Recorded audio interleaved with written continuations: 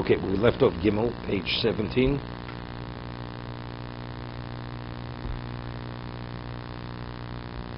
Aloha Gimel. Lo yiga biyodo kodem netil lepech. Before one washes negel vaso, you should not put your hand to your mouth. It's a Gemara. V'lo lachotim, touch your nose. Doesn't mean the outer part of your nose. It means the nostril. V'lo loznaim. V'lo leinaim, to touch your eyes. We'll see, it's interesting. The eyes, even if you are to touch the eyelid, it's not put your hand, nobody puts you don't put your hand in your eye. But even the eyelid you shouldn't touch. The eye is different. The air is putting your hand, your finger or your hand by the opening. The mouth, yeah.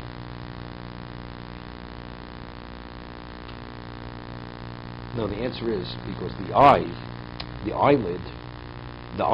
that's the eye. The ear is really inside. The outer part, that only magnifies the sound, right? That's what it does. Let's see Gimel. Kodem netila b'nei sharuach roh asher aleidayim yuchal hazik leile evorim. Because this contaminated spirit could actually damage these various parts of the body. Lo inayim yishlo afilu ad gabein over here. Regarding the eyes, even on the eyelid. Mibachutz im efshelu. It's possible. Well, I don't know. I'm not sure. Could be physical. No. But no. Or even worse than that. If it goes into the opening. See, from here it seems to be, it'll damage that organ. Similarly, you say, any opening, the opening, it's an entry point to the whole body. So the whole body will be affected. And that's the way it seemingly means. Because over here, he says, it can damage those particular organs. The others, it seems to be, it's worse than that. That if it goes into the body, these entry points into the body, it could actually affect your whole body. That you could die from it eventually. So it sounds like really says washing your hands with negel do a whole bath because you're probably touching yourself all over. You remind me of the guy who wants to know what chicken soup tastes like. Says, if you put it in your mouth, so you might as well bathe in it. You can imagine how tasty it will be. What does one day have to do another? You're in the middle of the night, so constantly you're touching. That doesn't help you. The moment you do what you call it, the damage is over. What is it? Taking a bath or anything mean? Going to help you any? You have to wash negel. You get up, you have to do your bodily functions. Make sure before you touch anything, wash negel vasa. That's it. What is it with taking a shower, taking a bath? Touching it doesn't help you. You have to pour consecutively water on each of your hands. That's it. Otherwise, the ruach ra doesn't go up. It doesn't get off. It's not released otherwise. It's the only way it can be released from the hands. Okay. Further, Dalit. Afilu mishanotlo yodav lo yimash pia tabas tomid. First, even if you washed, it's not ruach ra. You shouldn't continuously touch the pia tabas. There's the anus. Because otherwise, if it becomes irritated, it could cause hemorrhoids. Tachtonis are hemorrhoids. Lo yiga b'mokum hakozo. In the old days, they would let blood. So there was a wound. First thing, wounds very often, when it heals, it itches or something. So a person picks at the scab. You touch it. You shouldn't touch it. Shemisha mazal chabura. Because by touching it, you're not allowing it to heal. It prevents the healing. Dalid, afilu kodem netilo yesh oshrim miliga pitas afilu b'mikra. Before you wash your hands, again, same reason, since it's an opening in the body, so that you shouldn't touch it. Chen la'amo b'mokma nekef. What about touching the penis, touching the opening? Same idea. No different than your ear, your eye, or your mouth. Afilu hu nosui, because there's not a question because you may arouse yourself. Same thing. Person has the hole is still there where they inserted the instrument to let blood from the person. So here he's saying something else. He says there because if the ruach ra goes, it could actually harm the whole body. That's the way it was understood. It's not you're going to damage particularly that particular organ, the eye, the ear, right? Once you have an entry part of the body, it'll damage the whole body, detrimental to your whole existence. Give you an example. Halacha, the Gemara says that Jews don't eat fish and meat together. Right? We don't. What's the reason? No. We drink. We're supposed to eat something in between, right? Not only on the same plate. Why? What's the reason? The Gemara says, Chamira, Sakata, Yisura. Danger is much more severe than something which is prohibited because it's halacha. You're putting your life in jeopardy. You see people dying from eating fish and meat together. People do. They're not even aware of it. It's not affecting them. Right? It doesn't mean to say that you die immediately. Everything in life is cumulative. A person eats a certain thing, carcinogenic, whatever. Over time, you never know how it could affect you. Why did he get cancer? Why did he get this? You never know. So therefore, you have an obligation to play safe. These toxins, people smoke till they're 95 years old. They don't die of cancer. Okay? So that means what? It's okay to smoke? Doesn't. The statistics is differently. So as a result of it, so the Rambam says, the Pesach Tshuva cites a Rambam, that firstly, it's not every fish. There's a certain fish.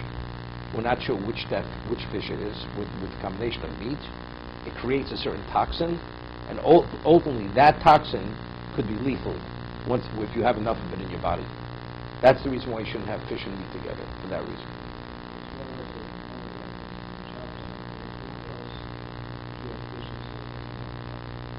Okay. Even if you have meat first, you could have fish afterwards. The water is irrelevant.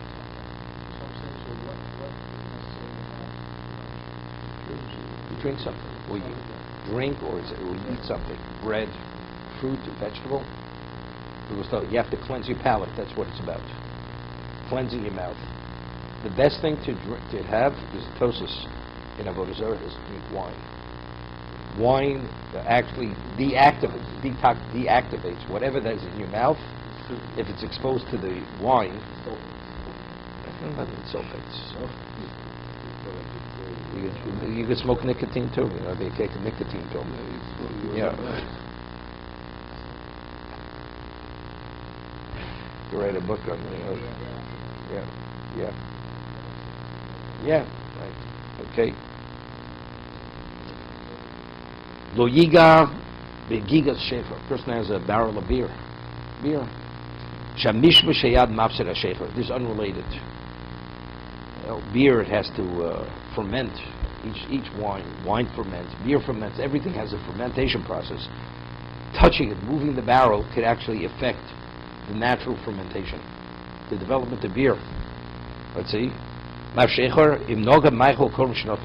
speaks about what if a person touches food before he washes Nagavasa. He spoke about the child putting his hand in the box of cereal, looking for the prize. Right? It doesn't prohibit the food. He's still permitted. But one has to be extra careful. Not I mentioned this is not so simple. Just as if you wash your hands 3 times, it releases the ruach ra. If you touch the fruit or vegetable, you wash it, you douse it 3 times, that will cause the ruach ra to be released in the food item. But what do you do with cereal? You can't wash it 3 times, right? Immediately it absorbs the liquid. Something, meat, fruit, vegetable, okay, we can talk about that. V'chein ein lishtos ashan tabak kodem til sudai. Person shouldn't smoke. Smoke a cigarette before you wash Nagavasa. Because since you're holding it in your hand, you're inhaling it, you're being exposed to that ruach ra. You're putting it in your mouth.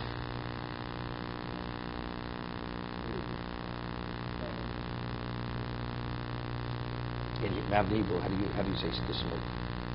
Lashem. What is smoke? Oshan is smoke. You got it. Oshan Lashem. So it was a thing, the way you visualize it. The person inhales all this poison. The person goes, there's a tailpipe under, Rolls Royce. You say, you want to put your mouth on the tailpipe of the car. Just inhale all the exhaust. Would you consider doing such a thing?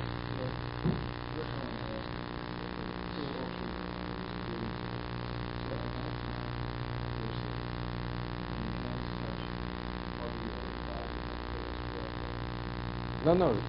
Ruach Ra is your hands. Your hands. The Ruach Ra is only on your hands, knuckles down. You were sleeping. You were sleeping. Yeah, you have Ruach Ra. It has nothing with touching anything. It's not. There's not physical uncleanliness because you touched your body. Sleeping is a 60th of death. That creates a semblance of like you go into a cemetery, even though it's a different Ruach Ra. The laws of Ruach Ra of a cemetery are different than this. You didn't wash your hands. Are you permitted to touch an opening in your body? You're permitted. It's not cited over there. This is specifically the Ruach Ra of sleeping. It's really when you wake up, when you're conscious from your sleep, that's the Ruach Ra. That's when you have to be aware of. No, the Ruach, even when you're sleeping, the Ruach Ra is on your hands. But you know, when you touch someone the other night, what does that do to your body? What does that do? You're bringing the Ruach Ra into your body. Right. That which is detrimental to you. Yeah. I mean, no, I just don't understand. In the middle of the night, you're touching. What are you touching? Consciously, you touch your eye, rub your eye. You know. You don't? Okay. It's a problem if you do. So therefore, you can't help it.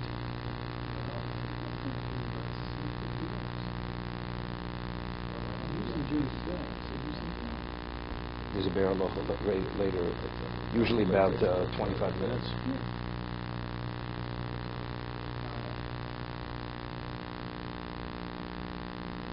To go to sleep, take a nap, half an hour on Shabbos. You wake up, you should wash your hands like you wake up in the morning, same thing.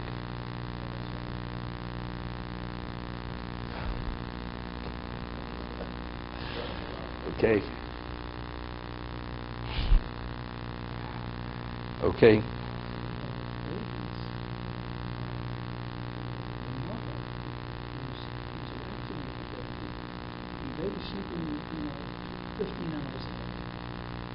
So we spoke about this yesterday. I told you, some hold, Rabbi Yaakov held, that until the child could stand, Ruach Ra is not on the child's hands. Yeah. And therefore he held, you didn't even have to wash naglas for such a small child. Why is he on the stand? He's able to stand. That's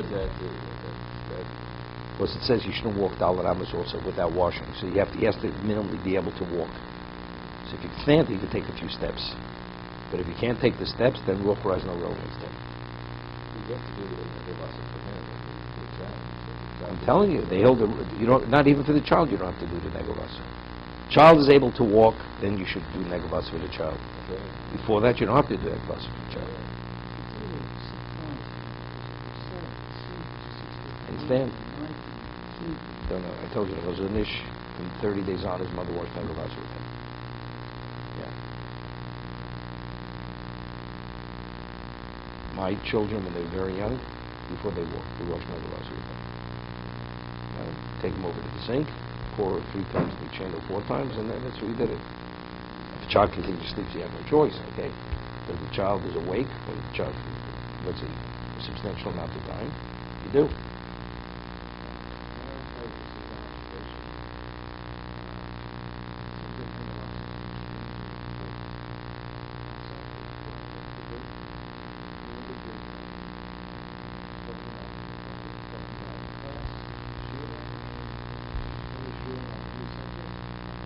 Let me tell you, factually, when you wash naglas in the morning, see, you wash it immediately as you get up.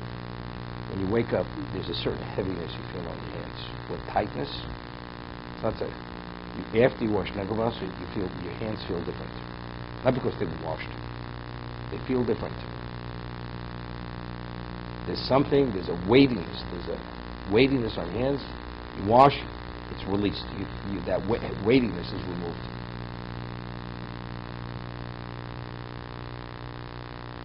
We'll see later. You have to be careful where you pour it. You have to pour it out. Wash it so it's not a problem, goes down the drain. But if you wash in a basin, you're not supposed to leave that water around. The water is the Gemara says, not even permitted to feed it to an animal. That water, because it has this ruach tumah, ruach ra. Okay, let's see the.